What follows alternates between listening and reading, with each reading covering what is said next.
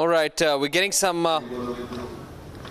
ಕೃಷ್ಣ ಶೆಟ್ಟಿ ಜೈಲಿಗೆ ಹೋದವರಿದ್ದರು, ಜನಾರ್ದನ್ ರೆಡ್ಡಿ ಜೈಲಿಗೆ ಹೋಗಿದ್ರು. ಇವೆಲ್ಲ ಇವ್ರ ಕಾಲದಲ್ಲೇ ಹೋಗಿದ್ದು, ಬಿಜೆಪಿ ಸರ್ಕಾರದ ಕಾಲದಲ್ಲಿ ಹೋಗಿದ್ದವರು.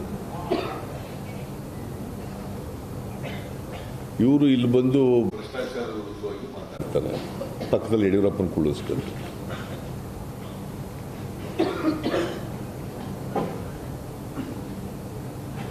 ಇವ್ರ ಕಾಲದಲ್ಲಿ ಮುಖ್ಯಮಂತ್ರಿ ಆಗಿರುವಾಗ ಗುಜರಾತ್ನಲ್ಲಿ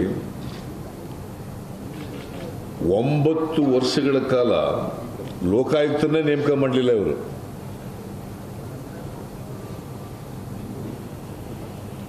ಯಾಕಂದ್ರೆ ಇವ್ರ ಕಾಲದೆಲ್ಲ ಭ್ರಷ್ಟಾಚಾರ ಹೊರಗಡೆ ಬರ್ತದೆ ಅಂತೇಳಿ allegation by the Karnataka Chief Minister that Prime Minister Modi, while he was the Chief Minister, did not appoint a Lokayukta because he was scared of corruption and rot the Gujarat government emerging.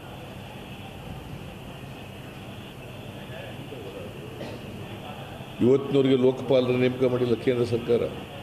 Till date, there is no Lokpal that has been appointed by the central government, even though several promises have been made. ಯಡಿಯೂರಪ್ಪನವರ ಸರ್ಕಾರ ಮತ್ತೆ 5 ವರ್ಷ BJP ಸರ್ಕಾರ ಲೂಟಿ ಹೊಡಿತಕ್ಕಂಥ ಸರ್ಕಾರ ಆಗಿದೆ. For 5 years, when the Karnataka government was ruled by the BJP, there was rampant corruption, and there is proof of that. Yadurappa is proof of the corruption that was witnessed in the 5 years of the BJP government. ಆರೋಪ ಮಾಡೋಕ್ಕೋಸ್ಕರ ಈ ಮಾತುಗಳನ್ನು ಆಡ್ತಾ ಇಲ್ಲ. I'm not just making these allegations because I have to make allegations.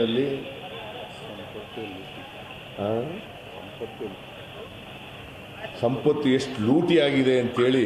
There is so much of wealth that has been stolen by ministers under the Yadurappa government. ಬಹುಶಃ check ಮೂಲಕ ಲಂಚ ತಗೊಂಡಂತ ನಿದರ್ಶನ ಎಲ್ಲೂ ಕಾಣಿಸಲ್ಲ. ಅವ್ರ ಪಕ್ಕದಲ್ಲೇ ಇದ್ದಾರೆ. So with Yadurappa seated beside him, the Prime Minister made all of these allegations on Sunday. ಯಡಿಯೂರಪ್ಪನವರೇ ಜೈಲಿಗೆ ಹೋಗಿದ್ದು ಬಂದವ್ರೆ. Isn't it an irony because Yadurappa himself was in jail? He was jailed for corruption. ಇದು ಅತ್ಯಂತ ಬೇಜವಾಬ್ದಾರಿ.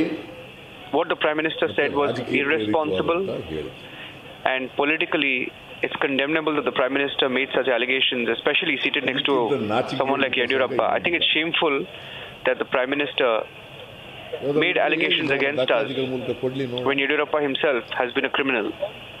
ಯಾವ ಪ್ರಾಜೆಕ್ಟ್ನಲ್ಲಿ ಯಾವ ಸ್ಕೀಮ್ನಲ್ಲಿ ಭ್ರಷ್ಟಾಚಾರ ನಡೆದಿದೆ ಅಂತ ಕೊಡಲಿ ದಾಖಲಾತಿಗಳು. So he's challenging the Prime Minister, saying show proof of corruption. ಆ ಯೋಜನೆ ಟೇಕ್ ಆಫ್ ಆಗಲಿಲ್ಲ. They're talking about the steel bridge, a project which never took off. ಸಾರ್ವಜನಿಕರು ಮತ್ತೆ NGT-ನಲ್ಲಿ ವಿರೋಧ ಮಾಡಿದ್ರು ಅಂತ ಹೇಳಿ ನಾವೇ drop ಮಾಡಿಬಿಟ್ಟೋದು. We ourselves dropped the steel bridge project because people spoke out against it. But the BJP can't take credit for that.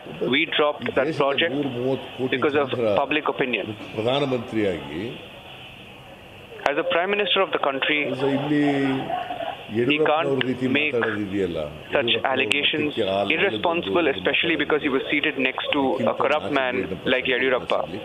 The fact that Yadurappa shared the stage with the Prime Minister is shameful. The Prime Minister must realize that he can't make allegations of corruption seated next to someone like Yadurappa. ಆಮೇಲೆ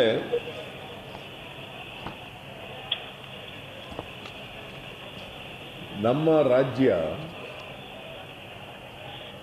ಇವತ್ತಿಗೂ ಕೂಡ ITBT-ನಲ್ಲಿ number 1 ಇದ್ದೀವಿ. Till date, we are number 1 in ITBT. When it comes to information technology, Karnataka is number 1. ದೇಶದಲ್ಲಿ ರಫ್ತಾಗ್ತಕ್ಕಂಥದ್ದನ್ನ ಕರ್ನಾಟಕದಿಂದಲೇ ರಫ್ತು ಮಾಡ್ತೀವಿ. 38% of all IT and BT businesses come out of Karnataka. We are number 1 in production. Is the leader, number 1 state when it comes to production. We are the number 1 state when it comes to IT and BT sector, and we have maintained that record. ನಾವು ಅಧಿಕಾರಕ್ಕೆ ಬಂದಾಗ ಕರ್ನಾಟಕ ಇನ್ವೆಸ್ಟ್ಮೆಂಟ್ನಲ್ಲಿ ಕೈಗಾರಿಕಾ ವಲಯದಲ್ಲಿ ಇನ್ವೆಸ್ಟ್ಮೆಂಟ್ನಲ್ಲಿ our position was 11th place. When we came to the government, we were at the 11th place when it comes to investment and production. Number one. But in the last 3 years, we have climbed investment is concerned to the number one position. We were 11th when it came to investments. We are number one. But consistently, we have maintained the number one position under our government. And we are not saying this; it's the central government which has produced these facts. Karnataka ಇಡೀ ದೇಶದಲ್ಲಿ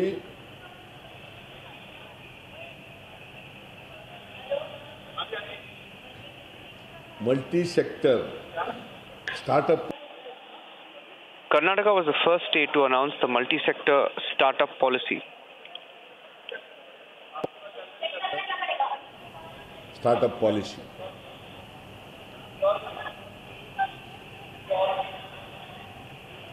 ಕರ್ನಾಟಕ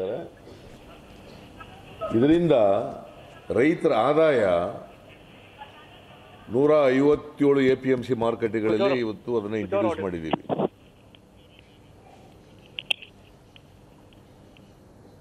ನೀತಿ ಆಯೋಗದವರೇ ಹೇಳಿರೋ ಪ್ರಕಾರ